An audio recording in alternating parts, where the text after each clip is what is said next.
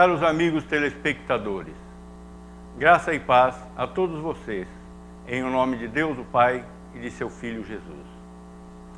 Nós vamos hoje dar continuidade ao nosso bloco sobre o estudo de Deus, da natureza, dos atributos e do ser de Deus. Nos blocos passados, nós vimos que Deus é espírito puro, simples e indivisível em seu ser. Nós vimos que Deus não pode ser dividido. Nenhuma das suas qualidades ou atribuições é maior ou menor, é melhor ou pior do que as outras. Digo isso particularmente com relação ao ódio e ao amor de Deus. Por exemplo, se Deus não odiasse o pecado, ele não seria perfeito. Se Deus não amasse os seus escolhidos, ele não providenciaria a redenção para essas pessoas. Nós vimos também que Deus é independente, que Deus não depende da criação.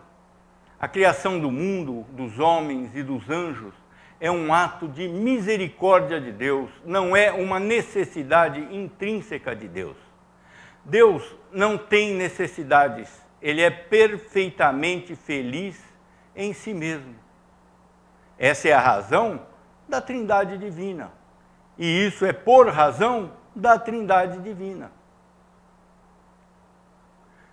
Hoje, nós vamos ver uma característica de Deus que é a característica mais comum vista pelos homens. Deus é visto pelos homens através do seu amor. O que é o amor de Deus?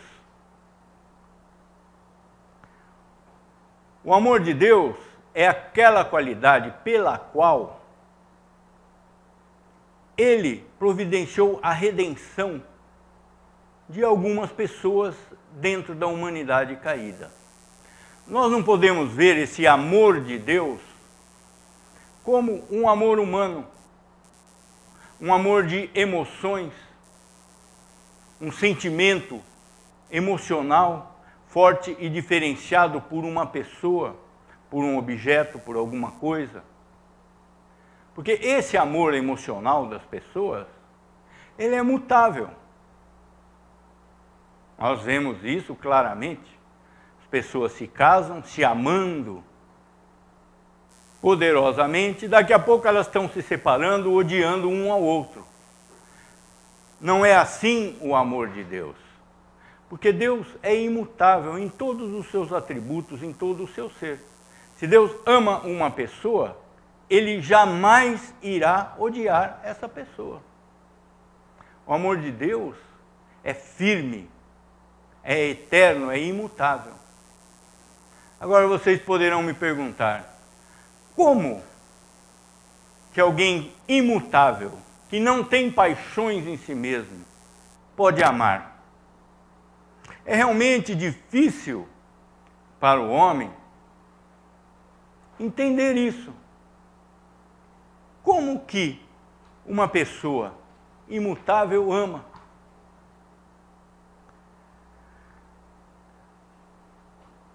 O amor de Deus reside simplesmente em um único fato, em que Ele mandou o seu Filho para a nossa salvação.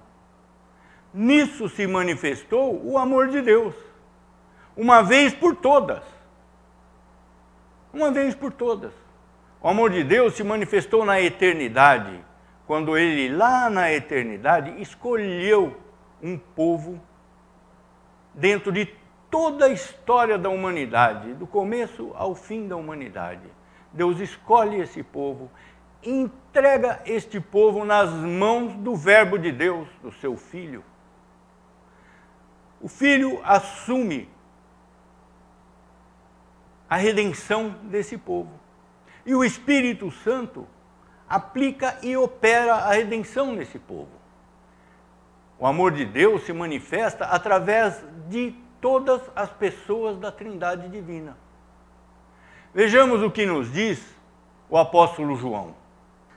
Primeira carta de João, capítulo 4, verso 9. Nisto se manifestou o amor de Deus em nós, em haver Deus enviado o seu Filho unigênito ao mundo para vivermos por meio dele. Por que o apóstolo João nos diz para vivermos por meio dele? Ora, nós todos estamos vivos, ou não estamos? Nós estamos vivos fisicamente, mas através da queda de Adão, todos nos tornamos pecadores. A Bíblia nos diz que todos estamos mortos em delitos e pecados. É uma morte espiritual que nós não vemos, mas perante Deus nós estamos mortos. Nós só seremos vivificados pela justiça perfeita de Cristo. O Verbo de Deus, pela encarnação, assumiu uma natureza humana, tornou-se o mediador perfeito, perfeito Deus e perfeito homem. Tudo isso é fruto do quê? Do amor de Deus. O plano de redenção do homem é fruto do amor de Deus. Os anjos caídos não têm um plano de redenção. O homem tem um plano de redenção. É por isso que Satanás odeia o homem e procura de todas as formas derrubar a estas pessoas. Mas nós temos aí mais uma manifestação do amor de Deus. Satanás não está autorizado a chegar perto de um filho escolhido de Deus, que foi justificado por Deus, que recebeu a redenção em Cristo Jesus, que tem em si a comunhão do Espírito Santo. Essa é outra manifestação do amor de Deus. Deus guarda os seus filhos do maligno. Nós vemos um claro exemplo no caso de Jó. Satanás teve que pedir a Deus permissão para que ele viesse atormentar aquele servo de Deus. E Deus concedeu a permissão, porque Deus conhece todas as coisas. E ele sabia que no fim, Jó sairia purificado de tudo isso. Essa é mais uma manifestação do amor de Deus. A disciplina, a correção de seus filhos. Quando um filho de Deus está num caminho errado, Deus disciplina esse filho dele através de situações difíceis, de doenças, de complicações, de desgraças. Essas desgraças mandadas por Deus vão purificar e disciplinar os seus filhos, ao mesmo tempo em que vão colocar a perder aqueles rebeldes que estão destinados à perdição. Então, tudo isso compõe esse amor de Deus. É um amor imutável. Aquela pessoa que ainda não nasceu, mas existe na mente de Deus, está inscrita no livro do Cordeiro, lá na eternidade, antes da criação do mundo. Essa pessoa é amada por Deus. Ela será amada por Deus eternamente, durante toda a história da humanidade, durante toda a vida dessa pessoa. Deus mandou o seu Filho para pagar pelos nossos pecados. Não para pagar pelos meus pecados até o dia de hoje, quando eu fui convertido. E daqui para frente, eu tenho que me virar. Não é assim. Deus é perfeito. O seu trabalho é perfeito. Cristo, lá na cruz do Calvário, morreu por todos os pecados de todos os seus irmãos, que são filhos de Deus. Todos os pecados são todos os pecados, desde o dia em que eu nasci até o dia em que eu vou morrer. Ora, como diz o apóstolo, podemos então pecar? Jamais. O Filho de Deus, que recebe o amor de Deus, ele também ama a Deus. Como diz o apóstolo, nós amamos porque ele, Deus, nos amou primeiro. O Filho de Deus, assim justificado, abomina o pecado. Não tem em si capacidade para se santificar de tal forma que ele se abstenha completamente do pecado. Mas ele não ama mais o pecado. Ele não se vangloria mais do seu pecado. Quantas vezes eu vejo pessoas se vangloriando dos seus pecados? Ah, eu sou esperto, eu enganei aquele. Ah, eu passei a perna naquele outro. E se alegram por isso. Isso não acontece com o cristão. O cristão é amado por Deus, ele ama a Deus, ele ama a palavra de Deus, ele ama os mandamentos de Deus. Então, nós temos em Deus esse equilíbrio entre a justiça de Deus, que precisa ser cumprida, e foi cumprida plena e completamente em Cristo Jesus. Nós não temos que completar um trabalho perfeito de Deus, que é a redenção adquirida por Cristo. Muitas pessoas imaginam Deus por intermédio da lei, um Deus severo que oprime as pessoas, enchendo o homem de desejos e exigindo contenção. Outras imaginam um Deus fraco, amoroso, que ama toda a humanidade, quer salvar todo mundo, mas não tem poder para isso. Deus não é nem aquele Deus severo que exige do homem algo que ele não pode fazer, nem aquele Deus amoroso que ama todo mundo e não tem poder para realizar a sua vontade. Deus é absolutamente soberano, tanto na sua justiça quanto na sua misericórdia. Deus é perfeitamente equilibrado. O homem não consegue, por si mesmo, adquirir sua redenção? Não consegue. Mas Deus, na sua misericórdia, mandou o seu Filho amado nesse mundo, para que ele, sendo perfeito Deus e perfeito homem, cumprisse, em lugar do homem, toda a justiça de Deus. Uma vez cumprida essa justiça de Deus, a misericórdia de Deus pode se manifestar, e se manifesta na salvação do povo de Deus. Esse é o amor de Deus. Vejamos mais uma vez o que nos diz a Escritura. Romanos, capítulo 1, verso 17.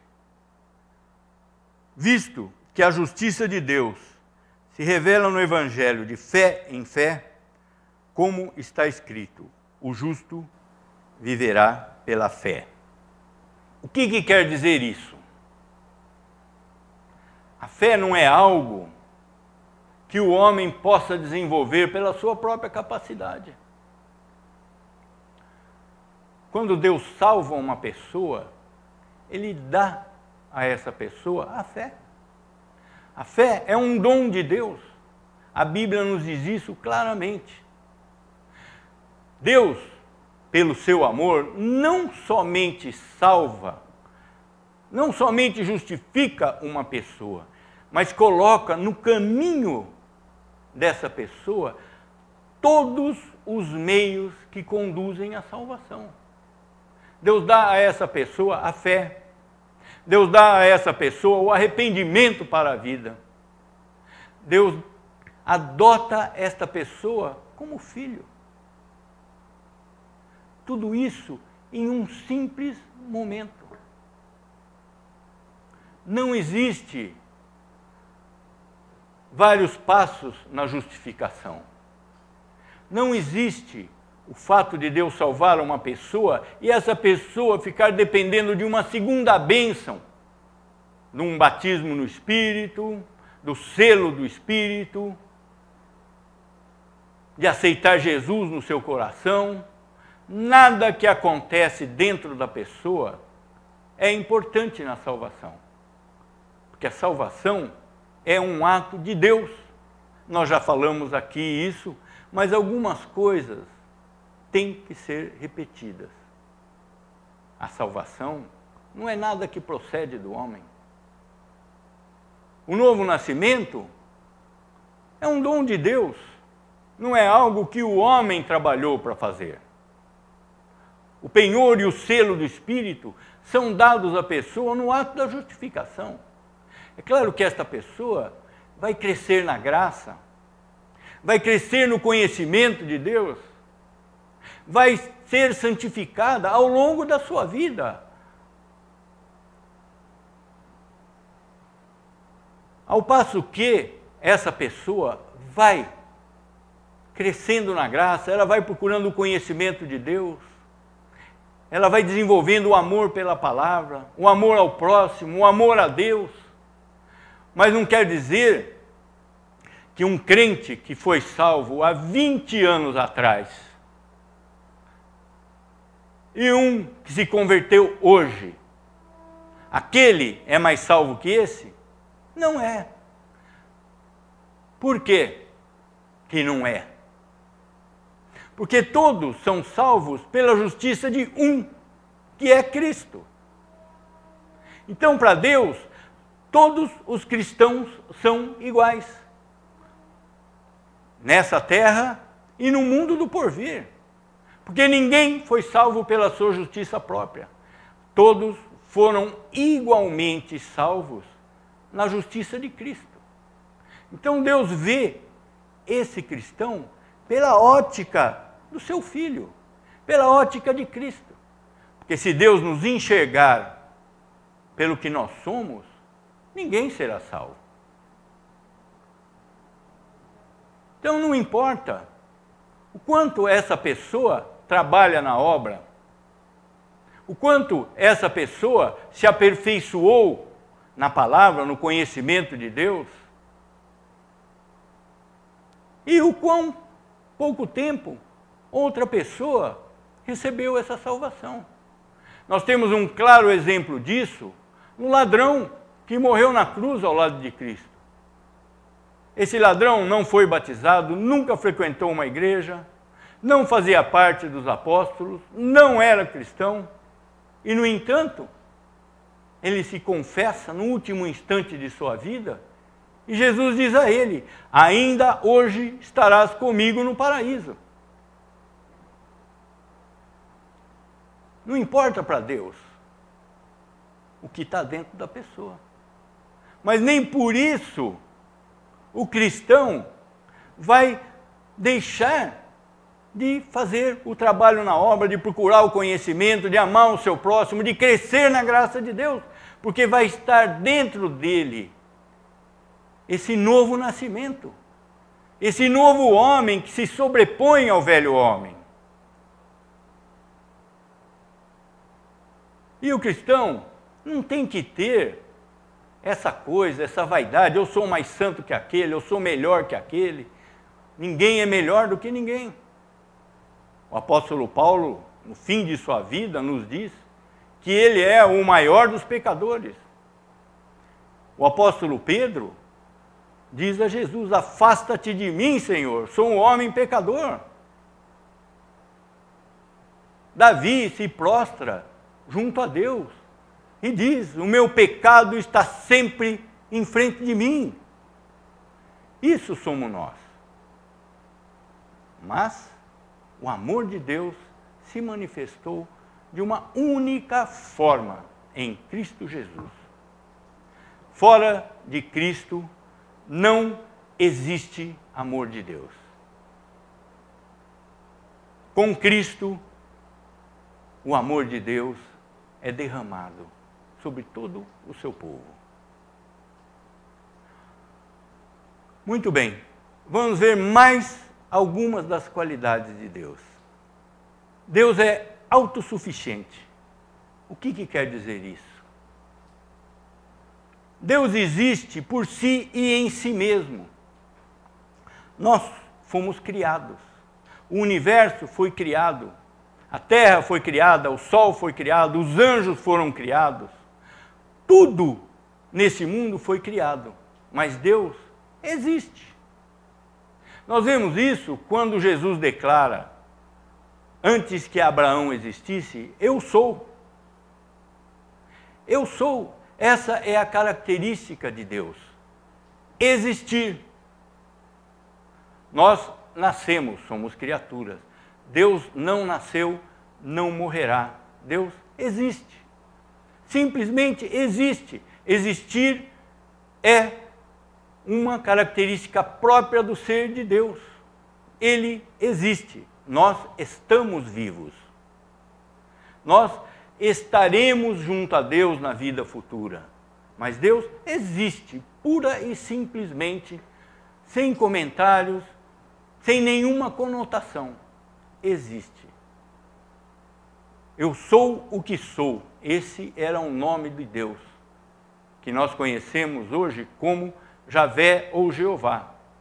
Era Yahvé. Esse era um nome tão sagrado que os judeus, os israelitas, proibiam que qualquer pessoa pronunciasse esse nome. Yahvé. Por isso que eles escreviam o nome de Deus apenas com consoantes. YHWH. É um nome impronunciável, porque ele caracteriza a autoexistência de Deus. Deus existe. Sempre, eternamente, sempre existiu, sempre existirá, nunca deixará de existir. E Deus não somente existe, Deus é imutável, mas não é imóvel. Deus está em constante movimento, salvando o seu povo, preservando o seu povo, mantendo todo o universo pela providência divina. Jesus Cristo é aquele que mantém todas as coisas pelo poder de sua palavra.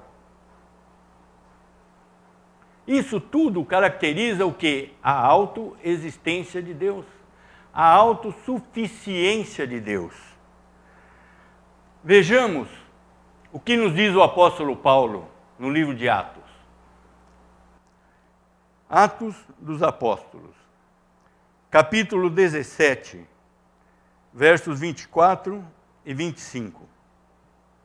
O Deus que fez o mundo e tudo o que nele existe, sendo ele Senhor do céu e da terra, não habita em santuários feitos por mãos humanas, nem é servido por mãos humanas, como se de alguma coisa precisasse, pois ele mesmo é quem a todos dá vida, respiração e tudo mais.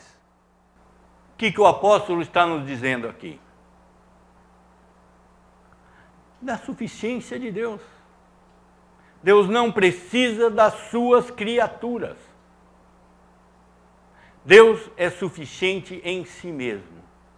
Nós vivemos pela misericórdia de Deus e não por nenhuma necessidade que Deus tenha. Nós vamos terminar por aqui e no próximo bloco nós vamos continuar com a onisciência de Deus. Deus conhece todas as coisas, em todos os tempos. Nós vamos ver isso no próximo bloco. Eu vou responder rapidamente a uma pergunta que foi feita a respeito de Jabez. Muita gente fala sobre a oração de Jabez. Jabez é um personagem bíblico? Jabez é um personagem bíblico. Ele é mencionado apenas uma vez no segundo livro de Crônicas, numa descrição dos descendentes da tribo de Judá. Jabez, tudo indica pela Bíblia, era um homem poderoso. Tanto que existia uma cidade com esse nome, Jabez. Jabez era poderoso e mais nobre do que seus irmãos. É isso o que nos diz a Bíblia. Então, esse é o esclarecimento. Jabez é um personagem bíblico. Jabez era um homem nobre. Jabez teve uma cidade fundada com o seu nome. E ele era descendente da tribo de Judá. Então, como nós já dissemos, nós vamos continuar os nossos estudos no próximo bloco, falando de outras qualidades de Deus, da onisciência, da onipotência, da onipresença. Nós vamos caminhar bastante nesse sentido do conhecimento de Deus, porque isso é fundamental para o cristianismo. A igreja perdeu a noção da grandiosidade de Deus e também da intimidade de Deus com os seus filhos. Davi nos diz no Salmo que a intimidade do Senhor é para os que o temem. Então nós vamos continuar os nossos estudos no próximo bloco. Agora, oremos. Pai nosso que estás no céu, santificado seja o teu nome. Venha o teu reino. Seja feita a tua vontade, assim na terra como no céu. Pão nosso de cada dia dá-nos hoje. Perdoa-nos as nossas dívidas, assim como perdoamos os nossos devedores. Não nos deixes cair em tentação, mas livra-nos do mal, pois teu é o reino, o poder e a glória para sempre. Amém.